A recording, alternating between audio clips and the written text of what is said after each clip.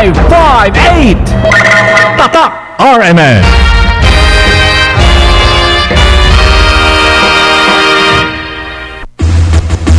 Narito na ang numero unong pagbabalita sa radyo na araw-araw. Pinakikinggan sa Luzon, Visayas at Mindanao. KBP Golden Dove Best News Program. Mula sa Head News Center ng pinakamaraming himpilan at number 1 na radio network ng bayan, RMN. Ito ang numero uno. RMN News Nationwide. RMN News Nationwide.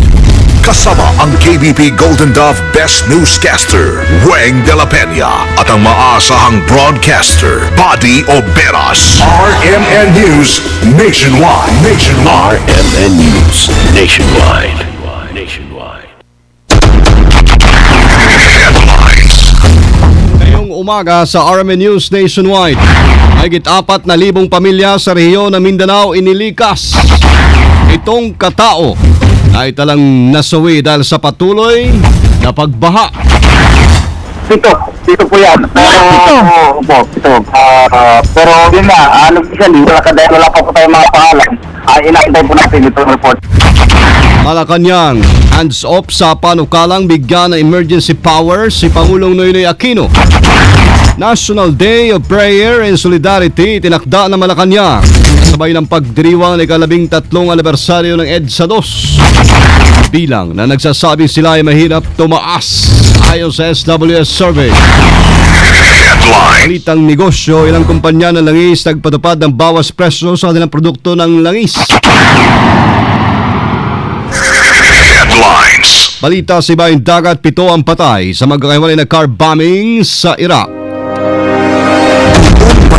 Pagsasasa ng boses ng balita. RMN News Nationwide. Ang pinakamalaking mga balita abot sa bawat Pilipino saan man sa bansa. RMN News Nationwide. Mabuhay Pilipinas, umaga na po ng Lunes ngayon, January 13, 2014. Ito ang numero unong RMN News Nationwide. Ako si Buddy Oberas. Ay po tayo sa DXCC 828 RMN Cagayan de Oro, DXDC 621 RMN Davao, DYRI 774 RMN Iloilo, sa DYBR 657 RMN Rojas. International via Ustream, search RMN Manila, WRMN New York, USA. At sa lahat po natin mga number 1 AM stations sa buong bayan. Live via satellite. RMN News Nationwide. Weather today, patuloy pa rin po ang binabantayang LPA, low pressure area mga kasama sa Mindanao, kaya't asahan pa rin ang pagulan sa bahaging yan at bahagi din ng Visayas. Sa alas 4 ng madaling araw na bulletin ng Pag-asa, posibleng bagtasin o daanan po ng LPA ang Eastern Visayas at Kabikulan oras na kumilos na ito. Ngayon na hindi pa gumagalaw, makakasa naman ang katamtaman hanggang malakas na pagulan ng buong Mindanao, Eastern at Central Visayas na maaaring magdulot ng pagbaha at pagguho ng lupa. Habang ang amihan o yung northeast monsoon ang umiiral sa Northern Central Luzon, habang nakatas pa rin ang gale warning sa karagatan ng bansa. Hindi pa ganap na bagyo ay patuloy lamang sa paglabas po ang Pag-asa ng rainfall warning sa ngayon sa mga apektadong lugar. Ayon sa Pag-asa, epektibo hanggang sa susunod na 2 hanggang 3 oras. Makakaasa po ng katamtaman hanggang kumisay malakas ng pagulan sa bahagi ng Surigao del Norte, Agusan del Norte, Davao Oriental, Lanao del Norte, Basilan, Sulu at Tawi-Tawi. Habang mahina naman hanggang katamtamang pagulan sa Surigao del Sur, Agusan del Sur, Maguindanao, General Santos City, North Cotabato, South Cotabato, Misamis Occidental, Bukidnon, Compostela Valley, Davao del Norte at del Sur at Zamboanga Peninsula. Sa ngayon ay inaasahan po ng Pag-asang tatagal ang pagulan hanggang 15 ng Enero.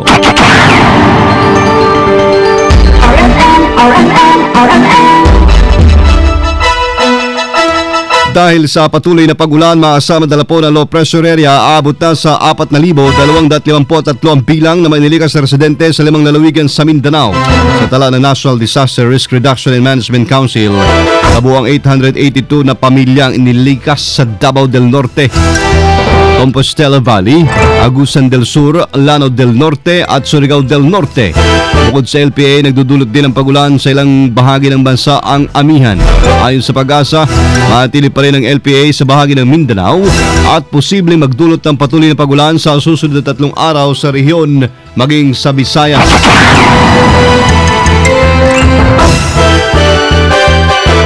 Umakyat na sa 7 katao na italang nasawi sa Davao dahil sa pagragasalang tubig baha dala po ng LPA. Yan ang kinumpirma ng NDRRMC spokesperson Major Ray Balido. Ayon kay Balido, bagamat hindi gaano kalakasan ng ulan na dulot ng low pressure area, patuloy pa rin nilang kanilang pag-ayuda sa mga apektadong residente. Dito po yan. Pero yun nga, usually, wala pa po tayo mga pangalan. Inaantay po natin itong report. Pero yung labing dalawa ay hindi pa po nakarating sa atin. Hindi naman po malakas itong binibigay niyang pagbulan. Kaya naman po tuloy-tuloy. Kaya ngayon po ang sabi ng pag-asa, talong-talong daw ito, hindi nila malaman, may kapulihin. Kaya po nakikita daw po nila sa banda po ng Surigao. Matatandaan, tuloy pa rin sa pagbangon nga ang Davao Region ang tamaan siya ng bagyong Pablo noong 2012. RMN Nationwide Report. Ilang pamilya inilikas na po dyan sa Surigao City at Surigao del Norte dahil sa mga pagbaha. Kasama natin sa Update Balita Live si Jojo Ferrol ng RMN Surigao. Inilikas na ang ilang pamilya sa iba't ibang evacuation center sa Surigao City at Surigao del Norte dahil sa patuloy na pag-ulan at pagbaha.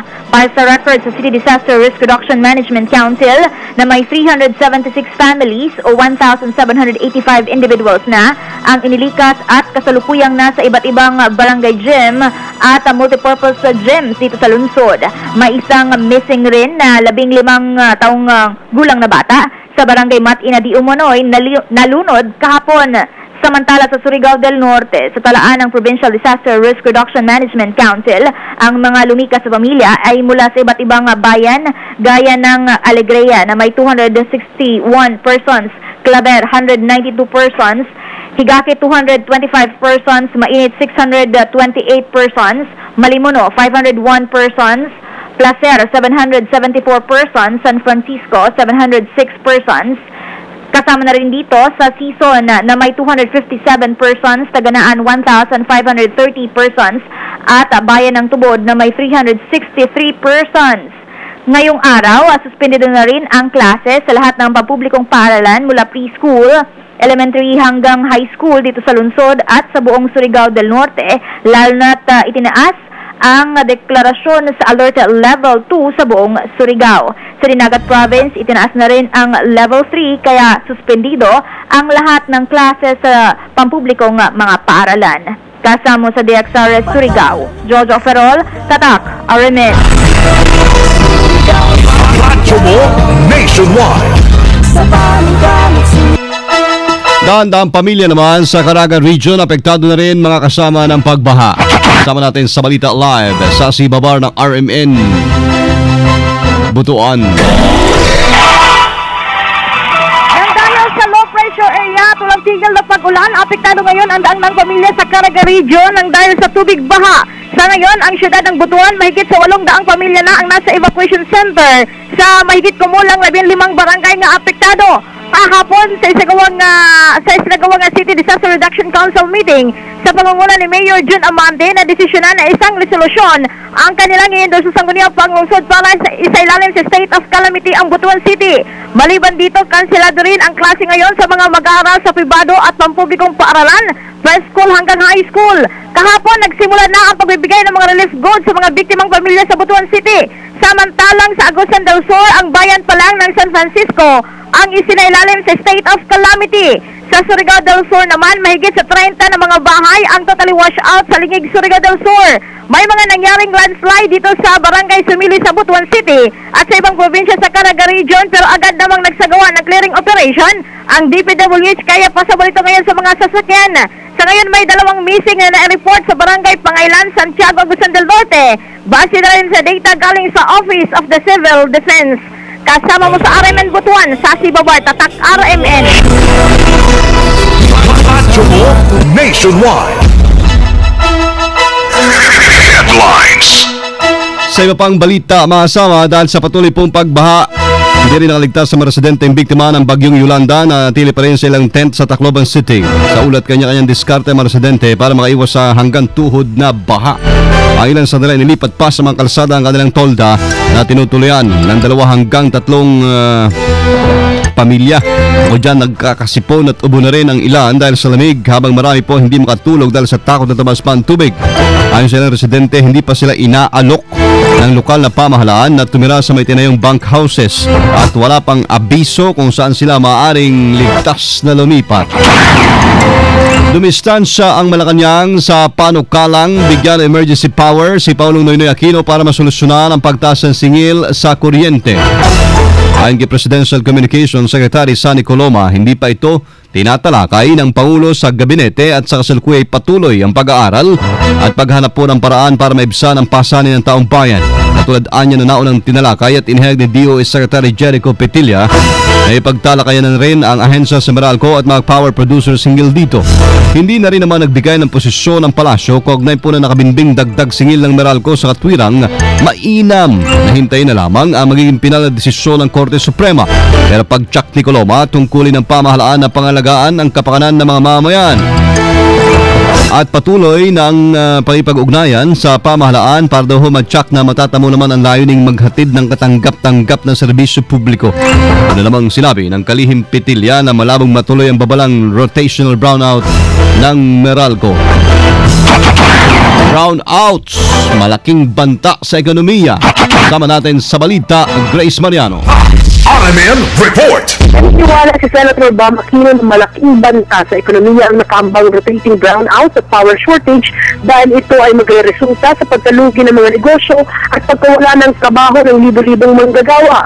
Reaksyon ito ni Aquino sa babala ng Manila Electric Company o Meralco na pagkakaroon ng rotating brownout at power shortage bunsod ng Temporary Restraining Order o TRO na inilabas ng Korte Suprema na siyang pumipigil sa mataas na singil sa kuryente. Ayon kay Aquino, katulad ito ng nangyaring malawakang brownout sa Mindanao kung saan maraming kumpanya ang nalugi at tuluyang nagsara at maraming manggagawa ang nawala ng hanap buhay.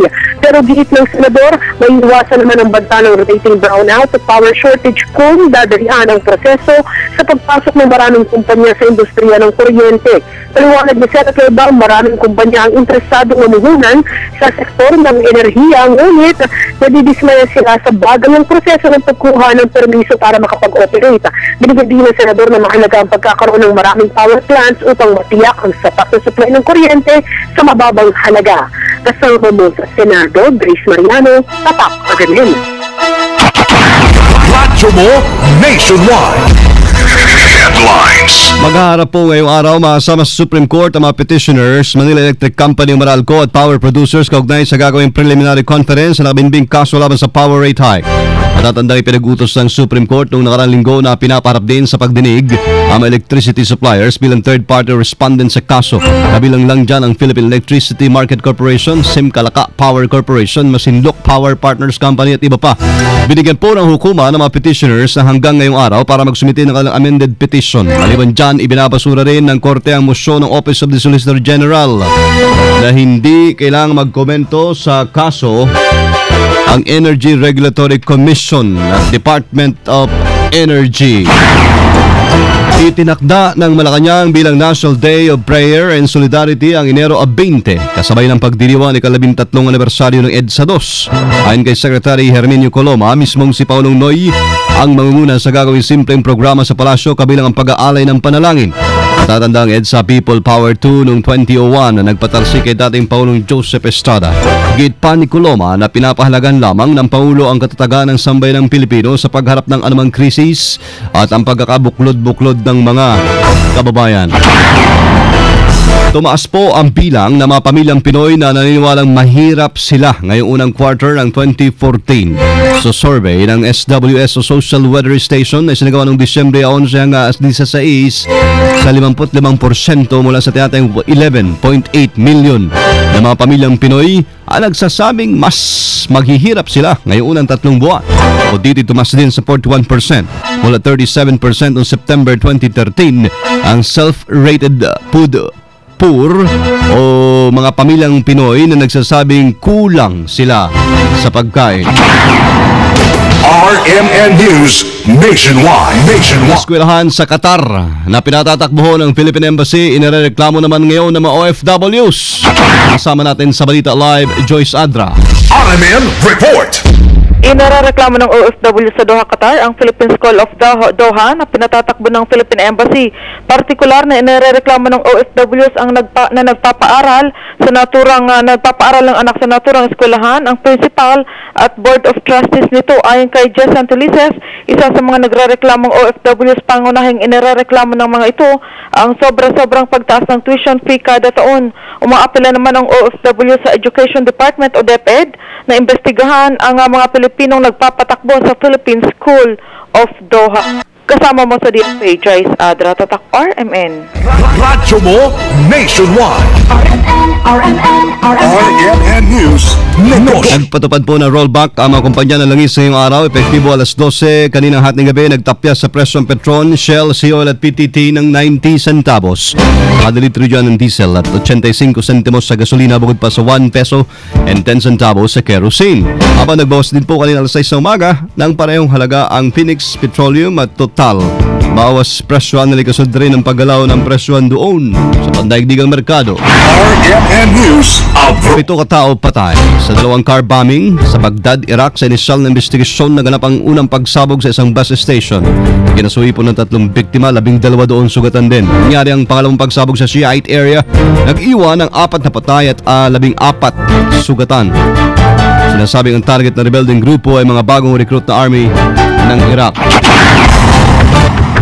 Live po tayo mga kasama mula sa RMN News Center, Makati City, Metro Manila, Philippines. Inyong narinig ang numero 1 RMN News Nationwide ngayong Lunes ng umaga at 13 ng Enero 2014. Sa mga kaibigan natin dyan sa Iloilo, sunod na po dyan sila kasamang Noby Guaso at Regan Arlos sa RMN News Diretso Balitang Iloilo sa numero 1 DYRI 774. Panoorin ng ating naging pagbabalita ng alas 7 ng umaga sa YouTube. Type lamang ang RMN News Nationwide. Thank you Lord. Hindi po tayo nagkasama-sama. Salamat po sa inyong naging panahon sa amin. Kasama nyo sa serbisyo publiko sa alam po ni Weng de la Peña. Ako si Buddy Operas. Dito pa rin sa tahanan na may pinakamaraming number 1, pinakamaraming himpilan ang RMN Radyo mo Nationwide. Pinakamalaking mga balita abot sa bawat Pilipino. Agmat sa bansa. RMN News Nationwide. At alas 7:18 ng umaga. RMN. Mga retiree, disability at death pensioner ng SSS.